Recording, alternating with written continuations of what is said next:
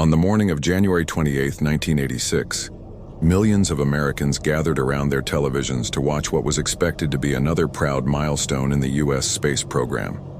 At 11:39 a.m. Eastern Time, Space Shuttle Challenger thundered off Launch Complex 39B at the Kennedy Space Center, beginning mission STS-51L. Inside the shuttle were 7 astronauts, each representing years of dedication and achievement. Mission Commander Francis Dick Scobie led the crew alongside pilot Michael J. Smith. The mission specialists included Ellison Onizuka, Dr. Judith Resnick, and Dr. Ronald McNair. Completing the crew were payload specialists Gregory Jarvis and Krista McAuliffe, a 37-year-old high school teacher chosen to become the first participant in NASA's groundbreaking Teacher in Space program. The launch appeared routine until it wasn't. Just 73 seconds after liftoff, with Challenger climbing to nearly 48,000 feet and traveling close to 2,000 miles per hour, the shuttle suddenly broke apart in front of a live television audience. Within moments, all 7 crew members lost their lives. The accident shocked the nation, halted the Space Shuttle program for almost 3 years, and became one of the darkest days in the history of American space exploration. For many people, the disaster seemed like a tragic accident that no one could have predicted. But the official record tells a far more disturbing story. Only months after the tragedy, investigators published thousands of pages of evidence explaining not only what failed, but also who recognized the danger before launch. The most important findings appeared in the Rogers Commission report, released in June 1986 after an extensive presidential investigation.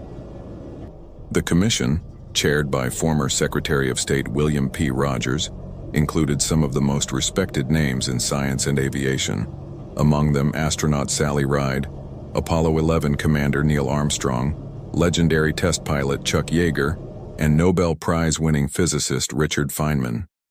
Their mission was simple: uncover exactly what caused Challenger to explode. Their conclusion was remarkably clear. The immediate cause was the failure of the rubber O-ring seals inside the right solid rocket booster. On the morning of the launch, temperatures had fallen to around 29 degrees Fahrenheit, far colder than any previous shuttle launch. In those freezing conditions, the O-rings became stiff and lost the flexibility needed to create a proper seal against the escaping hot gases generated during liftoff. What makes the story even more unsettling is that this danger wasn't discovered afterward. It had already been identified before Challenger ever left the launch pad. Engineers at Morton Thiokol, the company responsible for building the solid rocket boosters, repeatedly warned NASA that launching in such cold temperatures carried serious risks. Their concerns were documented in written reports, debated during a lengthy teleconference on the evening before launch, and strongly defended by senior engineers including Alan McDonald, Roger Boisjoli, and Bob Ebeling. Some even refused to approve the launch from an engineering standpoint because they believed the conditions were unsafe. Despite those objections, NASA management ultimately decided to proceed. Years later, researchers studying the disaster identified this decision-making process as something far more dangerous than a simple mistake. Sociologist Diane Vaughan, in her influential 1996 book, The Challenger Launch Decision, introduced the term normalization of deviance. It describes how organizations can gradually become comfortable accepting small risks simply because previous close calls did not end in disaster, until one day, those accepted risks finally lead to catastrophe. Over the decades, additional evidence has only strengthened that conclusion. The discovery of Challenger debris off the coast of Cape Canaveral in 2022, the publication of Alan McDonald's final reflections after his passing, newly released NASA documents, and decades of engineering reviews have all reinforced the same historical record. The disaster itself was real. The technical warnings were real. And perhaps most importantly, the chain of decisions that allowed the launch to continue despite those warnings is one of the best documented examples of institutional failure in modern American history. To truly understand why the Challenger tragedy continues to be studied nearly 4 decades later, we first need to examine how the Space Shuttle system was designed, why the solid rocket boosters were so critical to every mission, and how one seemingly small engineering component became the deciding factor between a successful launch and one of the most devastating disasters NASA has ever experienced, were designed to do, and why a rubber O-ring the thickness of a pencil could destroy a spacecraft carrying 7 human beings. The Space Shuttle was, by any measure, the most complex flying machine ever built. It consisted of 3 primary elements: the orbiter, the winged vehicle that looked like an airplane and carried the crew, an external tank containing liquid hydrogen and liquid oxygen fuel for the orbiter's main engines, and 2 solid rocket boosters that provided most of the thrust during the first 2 minutes of flight. The solid rocket boosters were manufactured by Morton Thiokol at their facility in Utah. They were the largest solid fuel rockets ever flown. Each booster stood 149 ft tall and weighed approximately 1.3 million pounds at liftoff. Together, they produced roughly 5.3 million pounds of thrust, approximately 71% of the total thrust at launch. They were essential. The shuttle could not reach orbit without them. The boosters were too large to be manufactured as single units and transported to Florida. Instead, they were built in segments, cylindrical sections that were shipped by rail to the Kennedy Space Center and assembled on site. The joints where these segments connected were called field joints. Each field joint was sealed by 2 rubber O-rings, a primary O-ring and a secondary O-ring that were designed to prevent the hot combustion gases inside the booster from escaping through the joint. The O-rings were critical. The combustion gases inside an operating solid rocket booster reach approximately 5,800 degree IF. If those gases escape through a field joint, a condition called blow-by, they could damage the external tank, compromise the structural integrity of the vehicle, and cause catastrophic failure. The O-rings were the only thing preventing that from happening. They had to work. They did not always work. The engineering record that existed before January 28, 1986, documented a pattern of O-ring problems that had been accumulating for years. Of the 24 shuttle missions that flew before Challenger, 7 showed evidence of O-ring erosion or blow-by on the solid rocket boosters. 7 out of 24, nearly 30%. The O-rings were not performing as designed. Hot gases were getting past the primary seal. In some cases, they were reaching the secondary seal. The secondary seal was the backup. If both seals failed, there was nothing else. The engineers at Morton Thiokol knew this. Roger Boisjoli knew this better than anyone. Boisjoli was a senior scientist at Morton Thiokol, an expert in the behavior of the O-ring seals. He had been studying the erosion problem for years. He had written internal memos warning that the O-rings were not performing adequately. He had requested additional resources to study the problem. He had documented in writing his concerns that the current design was dangerous. In July 1985, 6 months before Challenger, Boisjoli wrote a memo to his superiors that stated explicitly that the O-ring erosion problem could result in a catastrophe of the highest order, the loss of human life. The memo was not classified. It was not hidden. It was in the company's files. The problem was known. The problem was documented. The problem was not fixed. The night before the Challenger launch, the temperature at Cape Canaveral was dropping toward freezing. The forecast for launch morning predicted temperatures in the mid-20s degrees Fahrenheit, significantly colder than any previous shuttle launch. The coldest previous launch had been STS-51C in January 1985, when the temperature at liftoff was 53 degrees Fahrenheit. That mission had shown the worst O-ring erosion of any flight to date. The engineers at Morton Thiokol saw the weather forecast. They were alarmed. At 5:45 p.m. Eastern Time on January 27th, the evening before the scheduled launch, Morton Thiokol engineers initiated a teleconference with NASA officials at the Marshall Space Flight Center in Huntsville, Alabama, and at the Kennedy Space Center in Florida.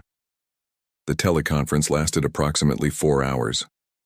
The Morton Thiokol engineers presented their data. They showed the correlation between temperature and O-ring performance. They showed that erosion was worse at lower temperatures. They showed that the O-rings lost resiliency in the cold, that they took longer to seal, and that they were more likely to allow blow-by. Their recommendation was unambiguous. Do not launch. Do not launch below 53 degrees Fahrenheit. The data did not support launching in temperatures predicted for the following morning. Alan McDonald, the director of Morton Thiokol's Space Shuttle solid rocket motor project, was present at the Kennedy Space Center as the company's senior representative. He supported the engineer's recommendation.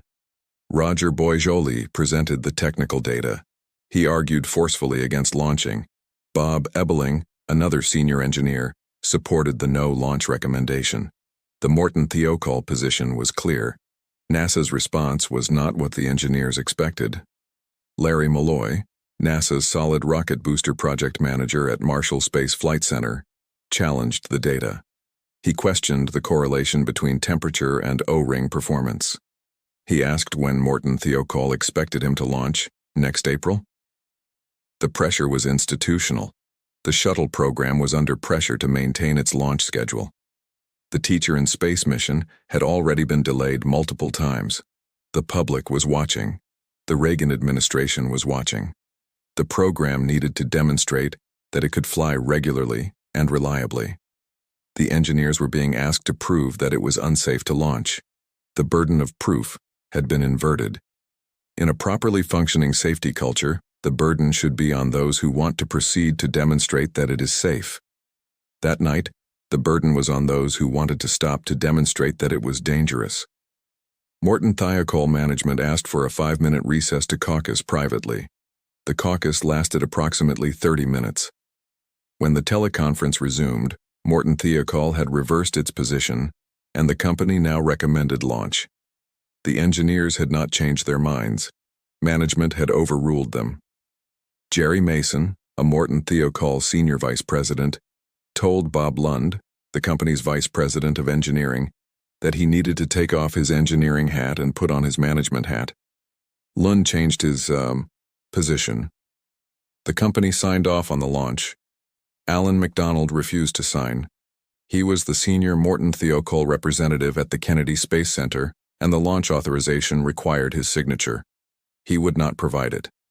He told NASA that if anything happened to the vehicle, he did not want to be the person who had signed the authorization to proceed. Someone else signed, and the launch was approved. The temperature at liftoff the following morning was 36 degrees F at the launch pad and 29 degrees on the shaded side of the solid rocket boosters where the O-rings were located. It was the coldest shuttle launch in history by a margin of nearly 20 degrees. 73 seconds later, Challenger was gone. The failure sequence was reconstructed from telemetry, photography, and physical evidence recovered from the Atlantic Ocean. At ignition, the cold O-rings in the right solid rocket booster aft field joint failed to seal properly. Hot combustion gases, 5,800 degrees F, began escaping through the joint almost immediately. The initial blow-by was temporarily sealed by aluminum oxide deposits from the burning solid fuel, a phenomenon the investigators called primary O-ring resiliency failure, with secondary seal never achieving proper function. For approximately the first minute of flight, the makeshift seal held. Then, at approximately T+59 seconds, wind shear, high-altitude winds hitting the vehicle broke the temporary seal. A plume of flame began escaping from the right solid rocket booster. The plume impinged on the external tank. At T+73 seconds, the external tank failed. The liquid hydrogen and liquid oxygen mixed and ignited. The vehicle broke apart. The crew compartment separated from the disintegrating orbiter. It continued upward on its ballistic trajectory, reached an apogee of approximately 65,000 ft, and then fell for 2 minutes and 45 seconds before striking the Atlantic Ocean at approximately 200 mmHg. The crew compartment was not destroyed in the initial breakup. The crew did not die at T+73 seconds. The evidence recovered during the salvage operation, the largest peacetime salvage operation in modern naval history, revealed a detail that most public accounts of the disaster have never adequately addressed. At least 3 crew members had their personal egress air packs activated. These emergency breathing devices are designed to provide air in the event of cabin depressurization. Someone had turned them on. Someone had survived the initial breakup, recognized the emergency, and activated their emergency air supply. The crew compartment fell for nearly 3 minutes before impact. The cabin likely depressurized rapidly. Unconsciousness from hypoxia would have occurred within seconds if the cabin lost pressure. But the activated personal egress air packs prove that at least some crew members were alive and conscious after the breakup, at least long enough to recognize what was happening and respond. Joseph Kerwin, a NASA flight surgeon, conducted the official medical analysis of the crew's fate.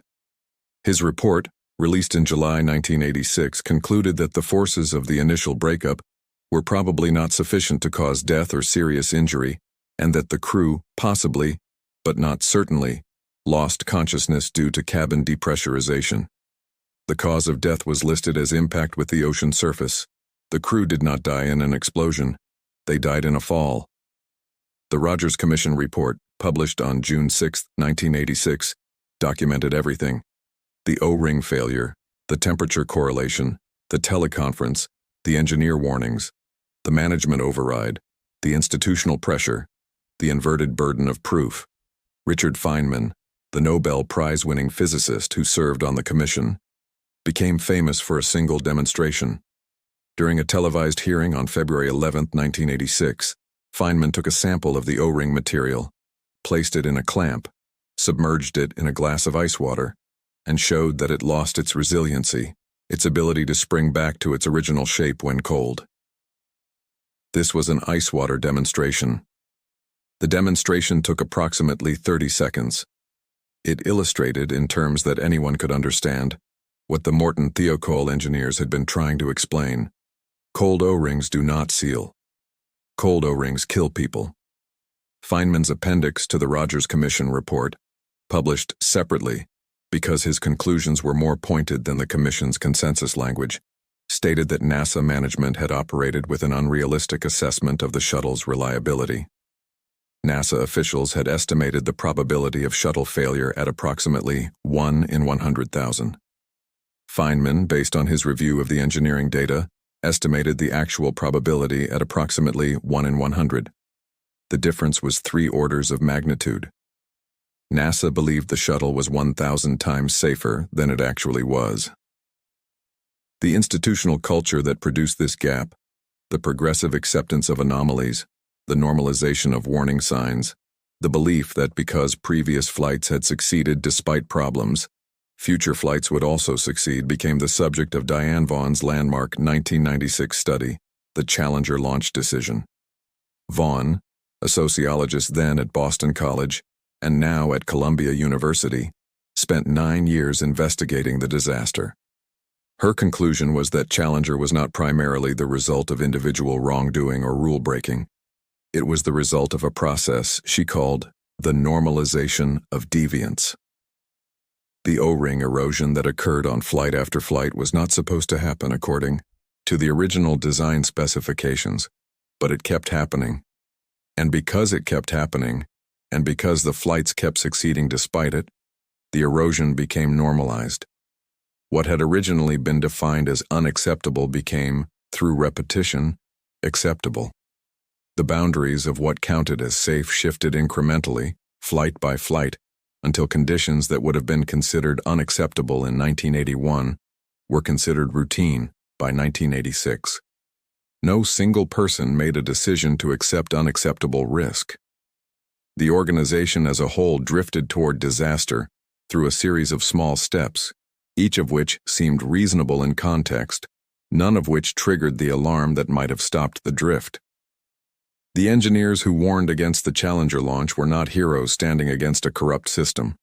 They were professionals doing their jobs within a system that had lost the ability to hear warnings. The managers who overrode them were not villains deliberately choosing death over safety. They were administrators making decisions within a framework that had normalized precisely the conditions the engineers were warning about. The disaster was systemic. That was the most disturbing conclusion of all. It meant that good people following established procedures, operating within institutional norms, could produce catastrophic outcomes. It meant that the problem was not a few bad actors who could be removed. It was the culture itself. Alan McDonald spent the rest of his life trying to ensure that the lessons of Challenger were not forgotten. After the disaster, he was initially demoted by Morton Thiokol for his refusal to authorize the launch and for his testimony before the Rogers Commission. Congress intervened. McDonald was reinstated and eventually promoted. He continued working in aerospace engineering for decades. In 2009, he published Truth, Lies, and O-Rings, a comprehensive account of the disaster and its aftermath. He died on March 6, 2021, at the age of 83. His obituaries called him a hero, the man who said no, the engineer who refused to sign, the voice that history vindicated. Roger Boisjoli followed a different path. After testifying before the Rogers Commission, he was isolated within Morton Thiokol. His career at the company effectively ended. He left and spent the rest of his professional life lecturing on engineering ethics. He traveled to universities and corporations telling the story of Challenger, warning future engineers about the pressures they would face and the importance of speaking up, even when the institution did not want to hear. He died on January 6, 2012, at the age of 73. Bob Ebling carried a different burden. Ebling believed until the end of his life that he had not done enough to stop the launch. He thought he should have been more forceful, should have gone further up the chain of command, should have found some way to make them listen. In 2016, on the 30th anniversary of the disaster, NPR aired an interview with Ebling in which he expressed his continuing guilt. The response was overwhelming. Letters, emails, messages from around the world poured in, including a personal message from NASA Administrator Charles Bolden telling Ebling that he was not to blame, that he had done everything an engineer could be expected to do, that the failure was institutional, not personal. Ebling died on March 21, 2016, at the age of 89. His family said the public response in his final weeks gave him a measure of peace. The families of the Challenger crew established the Challenger Center for Space Science Education in 1986. The organization has provided space science education to millions of students across the United States and internationally. It is the crew's living memorial, a commitment to the educational mission that Krista McAuliffe was flying to advance. McAuliffe's husband, Stephen McAuliffe, is now a United States District Judge in New Hampshire. Her sister Lisa Bristol has continued her legacy through educational advocacy. Concord, New Hampshire, the community that sent its teacher to space, maintains her memorial and her memory. In November 2022, 36 years after the disaster, a new discovery brought Challenger back into the news.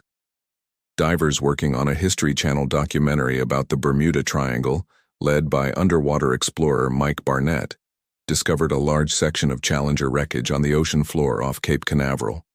The wreckage had never been recovered during the original salvage operation. NASA confirmed the find. The discovery renewed public attention to the disaster and to the crew members who were lost. It also renewed attention to the questions that the Rogers Commission had answered, but that the public had never fully absorbed. Why did they launch? Why did the engineers' warnings go unheeded? Why did an institution as sophisticated as NASA fail so completely to protect the people it was sending into space? The answers have been available for 39 years. They are in the Rogers Commission report. They are in Diane Vaughan's scholarship. They are in Alan McDonald's book. They are in the testimony, the documents, the engineering analyses that have been on the public record since 1986. The disaster was not an accident in the sense of an unforeseeable event. It was a consequence. The Challenger disaster was never simply the result of a failed mechanical part. It was the outcome of something far more dangerous.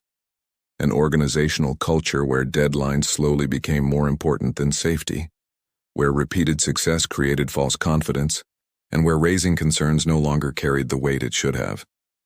These aren't problems unique to NASA. Every organization responsible for complex, high-risk operations eventually faces the same challenge. There is constant pressure to stay on schedule, satisfy expectations, avoid delays, and convince themselves that if a system survived yesterday, it will survive today. The danger is that major catastrophes rarely begin with one reckless decision. They grow gradually through dozens of small compromises, each one appearing reasonable on its own, until the original safety limits quietly disappear. That's exactly what happened before Challenger launched. The launch on January 28, 1986 wasn't universally supported. Engineers had repeatedly argued that the weather conditions made the mission unsafe. Their objections weren't casual conversations or vague concerns. They were documented in reports, debated during a lengthy teleconference the night before launch, and reinforced by engineers who refused to give formal approval for liftoff. Despite those warnings, the mission proceeded. Only 73 seconds later, Challenger disintegrated, claiming the lives of all 7 astronauts aboard. Nothing about the risks was hidden. The technical evidence existed. The concerns were documented. There was still time to stop the countdown. But the warnings failed to change the final decision because the organization had gradually become less willing to challenge its own assumptions. The cost of that failure was carried by Francis Dick Scobie, Michael J. Smith, Ellison Onizuka, Judith Resnick, Ronald McNair, Gregory Jarvis, and Krista McAuliffe. Today, their names are permanently honored on the Space Mirror Memorial at the Kennedy Space Center, while the Challenger Center, created in their memory, continues inspiring students to pursue science, exploration, and discovery. For a time, the tragedy appeared to transform NASA's approach to safety, yet history delivered another painful reminder. On February 1, 2003, Space Shuttle Columbia broke apart during re-entry, once again taking the lives of 7 astronauts. The investigation that followed concluded that many of the same organizational problems identified after Challenger had slowly returned. Schedule pressure had re-emerged. Warning signs were once again minimized. Unusual technical issues had gradually become accepted as normal, instead of being treated as urgent. Different spacecraft, different mission, remarkably similar institutional mistakes. That is why the Challenger disaster continues to matter decades later. Its greatest lesson isn't about rubber O-rings or freezing temperatures. It's about how organizations make decisions, how communication breaks down, and how experienced professionals can become trapped inside systems that discourage difficult conversations. The engineers understood the risks. Alan MacDonald spoke up, Roger Boisjoli spoke up, Bob Ebeling spoke up. Their message was clear, but it failed to influence the final decision. Just 73 seconds after liftoff, the consequences became irreversible. For nearly 4 decades, the evidence has remained publicly available. The Rogers Commission report, later engineering analyses, and extensive historical research all describe the same sequence of events in remarkable detail. The facts have changed very little over time. The real question isn't whether we understand what happened. The question is whether institutions today have learned enough to respond differently when engineers raise serious concerns. That question extends far beyond space exploration. It applies wherever human lives depend on complex systems, whether in aviation, healthcare, nuclear energy, transportation, or industrial engineering. Whenever technical expertise collides with organizational pressure, leaders face the same choice: respect the warning or convince themselves the risk is acceptable. The Challenger tragedy demonstrates what can happen when that choice goes the wrong way. Many historians argue that the disaster was not an unavoidable act of fate, but the result of preventable decisions. The risks had been identified. The warnings had been delivered. Opportunities existed to postpone the launch until conditions improved. Those opportunities were not taken. 7 lives were lost. Nearly 40 years later, the conclusions remain remarkably consistent. Investigations have been revisited, documents have been re-examined, and new evidence has reinforced rather than overturned the original findings. The technical concerns were known. The launch proceeded anyway. That remains the central lesson of Challenger. And perhaps the most important question it leaves us with is whether, the next time experts warn that a system is unsafe, those responsible for making the final decision will choose to listen before history repeats itself.